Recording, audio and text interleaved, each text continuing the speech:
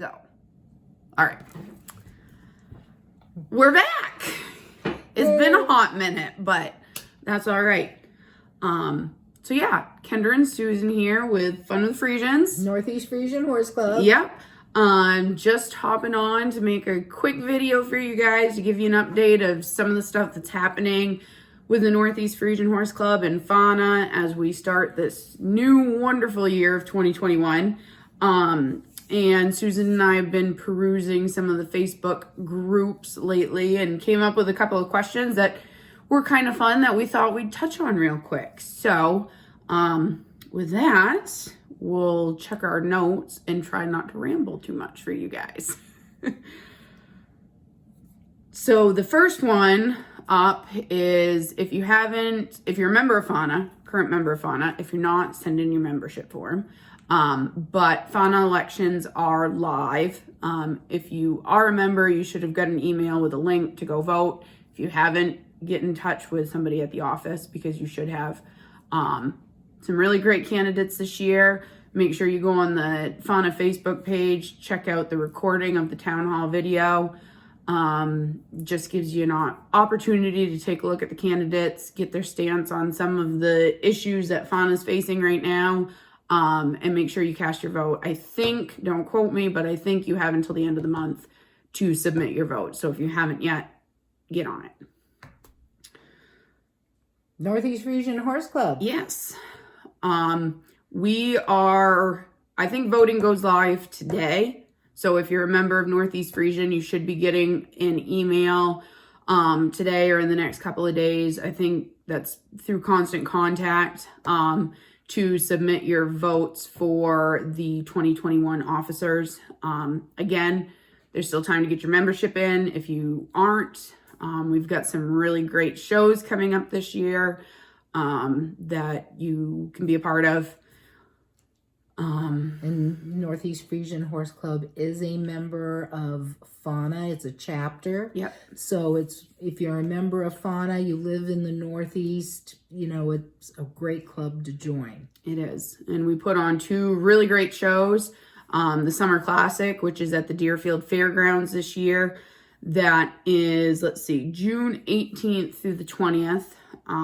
Nice show, good class numbers, family oriented. Yeah, and a good array of breeds too. You have gypsies, you have saddlebreds, you have Friesians, you have quarter horses, you have Morgans. I mean, there's a little bit of everything there. It's a great 3-day show. And then we have the Midnight Summer Classic, which is also IFSHA Regional 1 show. That is the end of August 29th, or 27th, through the 29th. And I believe it's a regional, or I know there's gypsy classes in it, but I think it's their regional qualifier as gypsy horses. Yeah, as well. So that'll be a fun new twist this year. We'll get to see a lot of feathered horses. Yay! Yeah. And we need sponsors. We do for both shows. Class sponsors, just sponsors in general. We're always looking for sponsors. And you can be a platinum sponsor, a gold sponsor. Yeah. Or you can sponsor individual classes. If there's a class that you really like, that you want to see stay there, sponsor that class. That's what I do with my classes. There aren't a huge number of Western Pleasure Friesians out there. So I try to sponsor that class if I can to make sure it stays on the class list. So yeah, we're excited to be able to get back in the show ring after the weirdness of 2020. It'll be nice to get some normalcy back in 2021, hopefully. Stallion show is virtual this year. Is that next weekend? Yeah, I think so. I think it's next weekend. I'm sure fauna will post a link to it. Of course, it happens at very odd hours because... Oh, it's worth it. It's a different time zone than us, but it's worth it to live stream. They really approved some really cool stallions this year. Yes. So it'll be interesting to see how they perform against the tried and true guys. So try to check that out if you can. What else do we have? Oh, that auction is coming up. The Michigana. Yep. Actually, it's in March. Yep. one of the New England stallions, is it Wolfert? Wolfert. Wolfert is going to be heading there to do an exposition or presentation. So that's exciting for us New England guys who don't have a lot of approved stallions our way. It's exciting to get our names out there.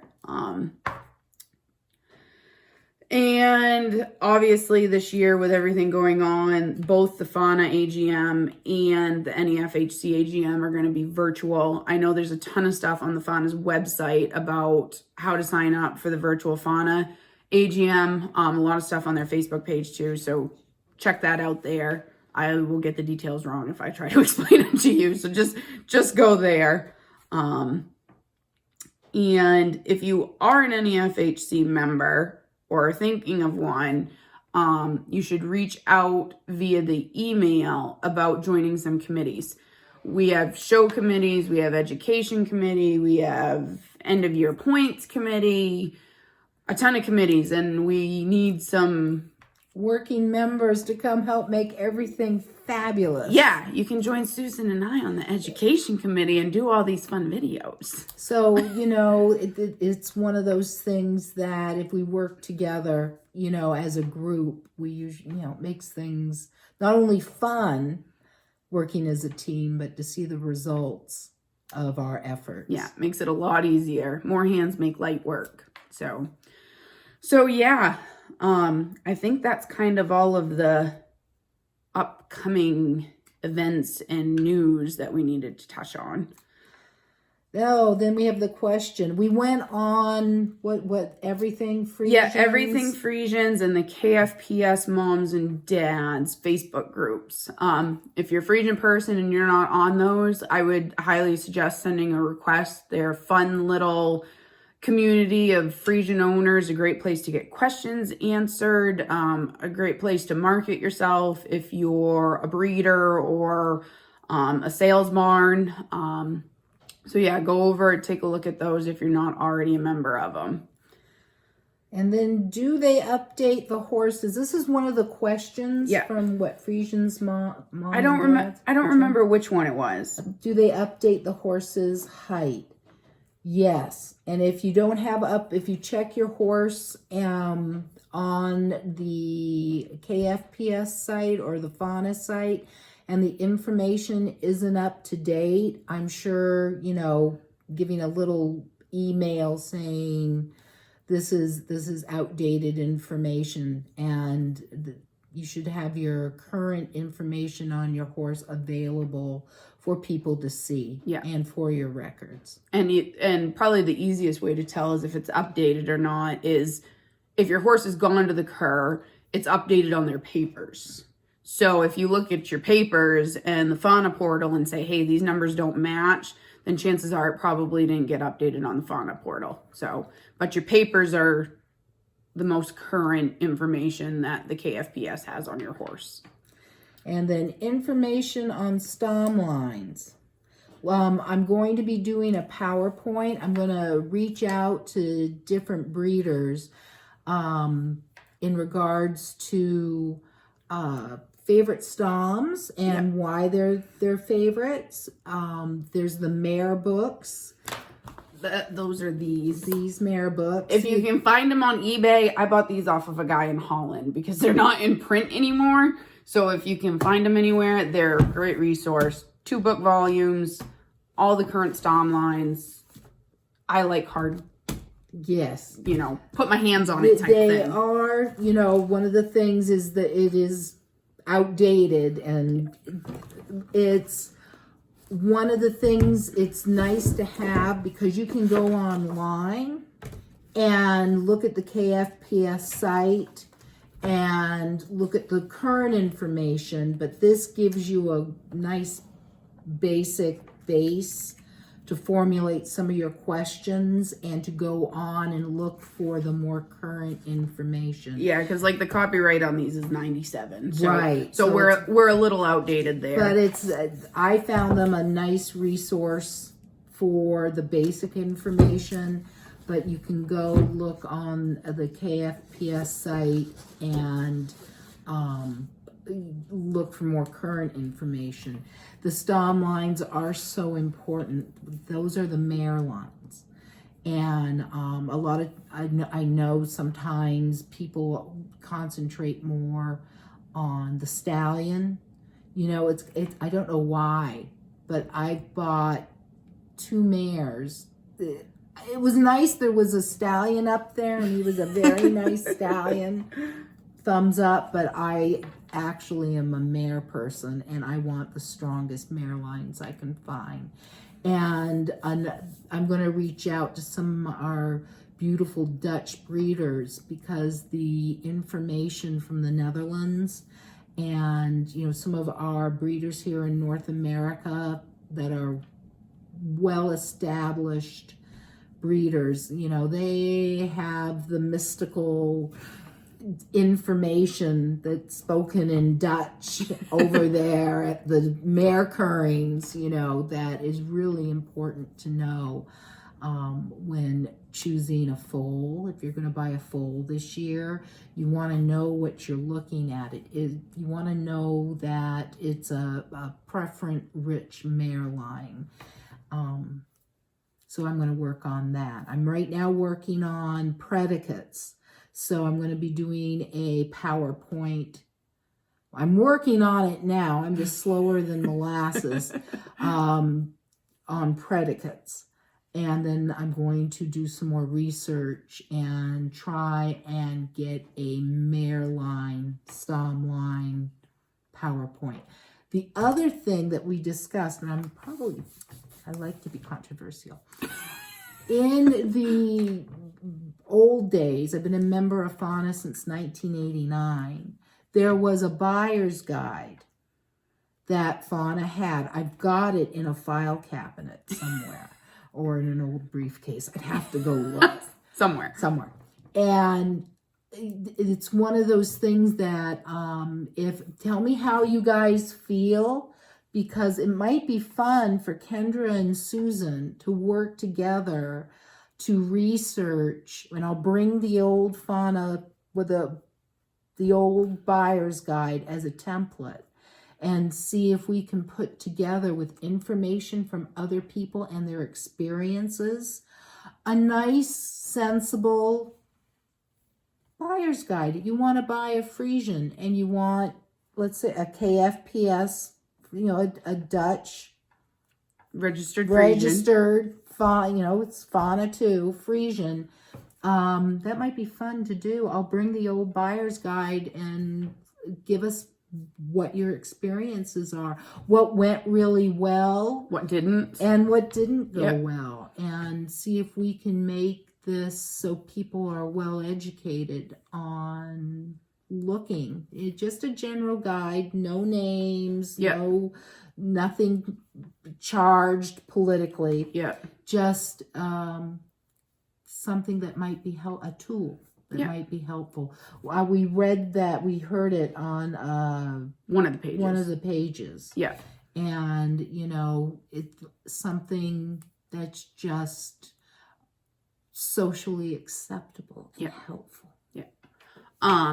And if you guys haven't seen it before this video, if you scroll below the link of the video, I actually posted Susan's last PowerPoint, which you actually made years ago, but kind of resurrected it. It's 2 years old, and what I did was I added to it. It was a very basic, it was for a educational event that was going on, and what I did was I revamped it, and it's more detailed. So it's a great PowerPoint, and it's not PowerPoint you actually have to watch. It's the slides that you can scroll through, read at your own pace, whatever. But it's a great breakdown of the history of the Friesian breed. Yes. Susan did a phenomenal job collecting the information, putting it in a good, concise, you know, not put you to sleep kind of thing. So it's a great resource for you to go take a look at. Like I said, if you scroll below this video, it's right there, linked. Just click on the link and it'll pull up the PDF of it. So, and the PowerPoint is based on the KFPS timeline and the fauna timeline. I just gathered the information and I tried to make it entertaining. Yeah, it's a great PowerPoint. So another good thing for you guys to take a look at. And I think kind of the last thing we have to talk about is another thing that was brought up on one of the Facebook groups. A lady had posted a question of whether she should take a year off from breeding her brood mare to potentially take it to another curring to she was 1 point away from first preemie, I think, as a 3-year-old, if I'm remembering the facts right. And basically she was asking, is it worth taking a year off from breeding to take her to a cur again to try to get that first preemie? And I think that's a great question. I'm actually in the same boat with one of my mares, not for first preemie, but from a stud book mare to hopefully a premium. A star. Yeah. Yep. And I think a lot of it depends on the horse. Personally, I've made the decision that I am going to take Rosie to another cur because I think she's got it in her to hopefully at least get second preemie star. But a lot of it, I think, depends on the condition of your horse. Whether it's prepared for the IBOP, if you choose to do an IBOP, or, just the in-hand portion. They have to be in good physical shape, good muscle, good weight, that kind of thing. You certainly don't want to bring anything that's going to look out of shape, And they had 2 mares go model in the Netherlands who had foals at their side. Yeah. So, there's nothing saying that you can't breed the same year. Obviously, a lot of it would depend on your timing and that kind of stuff. Look at what the judges said about your horse. Yeah. And you got to be honest. You can't be barn blind. If you have a sickle-hocked horse, and it is, you look at it and that's what they mark, that why the mare didn't make star or the gelding didn't make star. If it's a conformational fault, that's one thing. You're not going to be able to fix that. That's the confirmation. But if it was a bad day, if you missed it by 1 point for first preemie, what was that point for? Was it the walk? Was your walk a little short? Was she excited? Do you need to work on that and bring her back? But taking a mare out of a field that has a foal at her side that's still walking short isn't going to get that point. You have to really evaluate with the information that you received from the judges to make a determination if it is worth going. I always go back. Yeah. I'm one of those. But, can I work on this? Does this mare, did she not, or gelding not make it because of condition? Was it a issue of the day? So, and a great resource for that is your breeding values on the Fauna portal. You can look at where the judges scored your horse at your last curring, and you can see whether they thought it was sickle hawked or toed in, or its croup's too short or too long. Those are the kind of things, like Susan said, that you can't really fix. Well, those are breeding values. That's what I meant. Those are breeding values. But if you want, when you brought your horse, you should have gotten the papers. Yeah. And when you look at those papers, the scoring papers, use those as a template of making a decision. And you can always bring in your veterinarian if you think there's maybe something nutritional or weight or condition, a trainer. Utilize your trainers, and be honest. And sometimes videotaping your horse and looking at a videotape actually is a very helpful thing. And if you're working towards a better walk, it's right there. Yeah. So honesty with what you want. And at 1 point away from first preemie, I would love to know what that 1 point was, but I'd be bringing her back. I'd bring back. Yeah. And with a foal at her side, what was that 1.4? How is she looking? Do I want to take a year off? Do you think she might make crown? Do you want to work on an eye bob? It's hard to do with a foal at her side, but people have done that. Yeah, it depends on the horse. Those are all things that you need to think of, and then I guess the financial aspect plays into it a little bit too. Can you afford to not have that foal on the ground? Or can you afford the expense of potentially bringing on a trainer and all that kind of stuff? So those are all pros and cons to weigh. But if it's something not structural, yeah, I think it's worth it. I do too. And that's what I love bringing them to curves.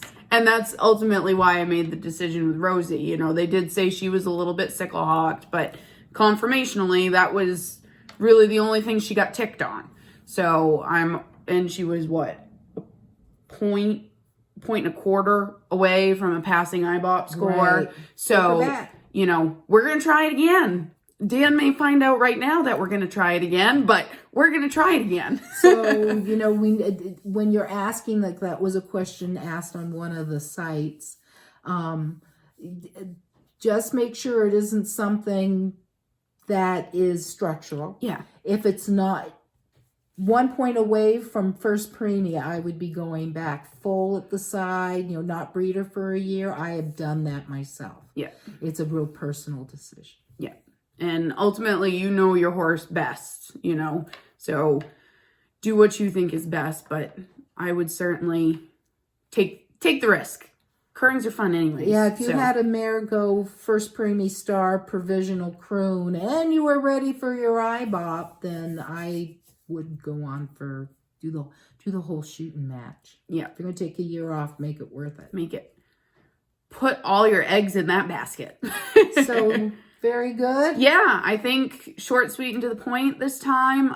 As usual, guys, if you have anything that you want us to touch on, we are more than open to suggestions. We know what goes on in our brains, but we don't always know what you guys want to see. So if you've got something you'd like us to touch on, let us know. Give us some feedback. Share away. And if you haven't sent in your membership forms, do it. Become a member. It's fun, I promise. Sponsor classes. So with that, we will say goodbye for another episode of Fun with Friesians. Bye.